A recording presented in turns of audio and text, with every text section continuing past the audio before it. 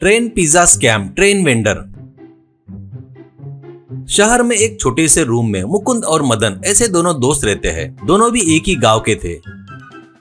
दोनों भी गांव से शहर में काम की तलाश में आए थे। कहीं काम नहीं मिलने से फिर से वापस गांव जाना उन्हें पसंद नहीं होने से एक रूम लेकर वहीं रह रहे थे।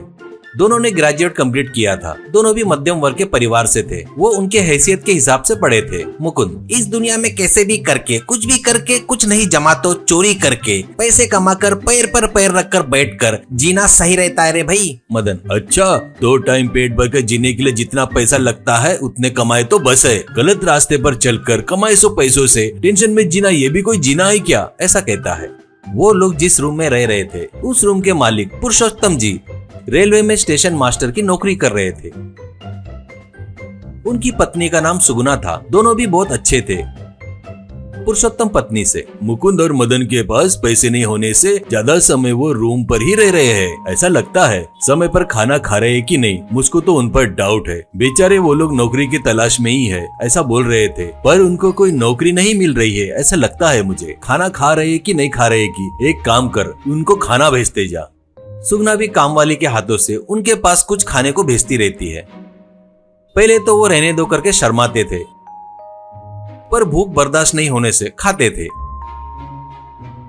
एक दिन पुरुषोत्तम उनसे, तुमको डिग्निटी ऑफ लेबर यानी पता है क्या? कितना भी छोटा काम करते हुए किसी को कुछ ना मांगते हुए जीने को ही डिग्निटी ऑफ लेबर कहते हैं। तुमको तुम्हारी पढ़ाई के हिसाब से नौकरी मिलते तक मैं एक आइडिया बताता हूँ, तुम लोग करोगे क्या? दोनों भी करते सर कहकर हाथ जोड़ते हैं। तो तुम लोग रेलवे प्लेटफॉर्म पर कुछ खाने की वस्तु बेचकर पैसे कमाओ। साउथ से 4 ट्रेन लंच टाइम में यहाँ पर आकर रुकती है। उस समय तुम लोग कुछ भी बेचे तो बहुत से लोग खरीद कर खाएंगे। कुछ स्पेशल फूड रहा तो ज्यादा बेच सकते हो। 1 महीना वैसे बेचकर देखो, तुम लोग ठीक है बोले तो मैं तुम लोगों को लाइसेंस दिलाता हूँ, ऐसा कहता है। सुगना, पिज्जा बेचो, वो कैसे बनाते हैं मैं तुमको सिखाऊंगी, ऐसा कहती है। पुरुषोत्तम दोनों को 2-2 हजार देकर, ये तुम्हारा इन्वेस्टमेंट है, पैसे आराम से वापस दे सकते हो तुम लोग, ऐसा कहता है।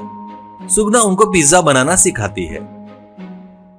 वो दोनों पिज्जा बनाकर उसको एक छोटे कार्टन बॉक्स पैकेट में रखकर स्टेशन पर जाकर ट्रेन रुकती थी तब वो लोग ट्रेन पकड़कर कंपार्टमेंट में जाकर pizza by pizza sir pizza pizza करके चिल्ला रहे थे। वैसे 5-6 ट्रेन में बेचकर थककर अपने रूम में आ जाते थे। अगले दिन हिसाब किए तो दोनों को थोड़ा ही फायदा हुआ था करके पता चलता है। मदन, इतना भी फायदा हुआ तो बस है, ऐसा कहता है। मुकुंद, छी छी छी, ये कोई फायदा है क्या? ऐसे कितने पिज्जा बेचे तो कितने पैसे बचेंगे? फिर भी ट्रेन रुकते ही दोनों एक ही बोगी में नहीं बेचेंगे। तू कल ट्रेन से आगे के हिस्से में जा और मैं दूसरे हिस्से में बेचना शुरू करूंगा, ठीक है ना, ऐसा कहता है। मदन ठीक है कहता है। अगले दिन मदन रेडी होकर वो बनाए सो पिज्जा लेकर, चल वाराणसी एक्सप्रेस आने का टाइम हो गया है, ऐसा कहता है। मुकुंद, तू चल मैं आऊंगा, ऐसा कहता है। मदन के जाते ही स्टोव के सामने बैठकर एक बहुत बड़ा पिज्जा बनाकर उसको एक बक्से में रखकर बाद में छोटे छोटे पूरी जितने पिज्जा बनाकर वो भी वैसे बॉक्स में रखकर स्टेशन पर जाता है। ट्रेन के रुकते ही इंजन की तरफ से मदन, पिज्जा ले लो पिज्जा सर पिज्जा करके चिल्लाते हुए बेचते हुए आ रहा था। लेकिन मुकुंद बड़े बक्से के पिज्जा को दिखाते हुए, ए पिज्जा ले लो सर पिज्जा ले लो, बहुत बड़ा बड़ा पिज्जा है, आओ सर आओ पिज्जा खाओ पिज्जा करके चिल्ला रहा था। ऐसे वो बड़ा पिज्जा दिखाकर खरीदने वाले से पैसा लेकर उसे छोटे पिज्जा वाला बॉक्स दे रहा था। पिज्जा रात तक बेचकर दोनों भी जन अपने रूम में वापस आते हैं।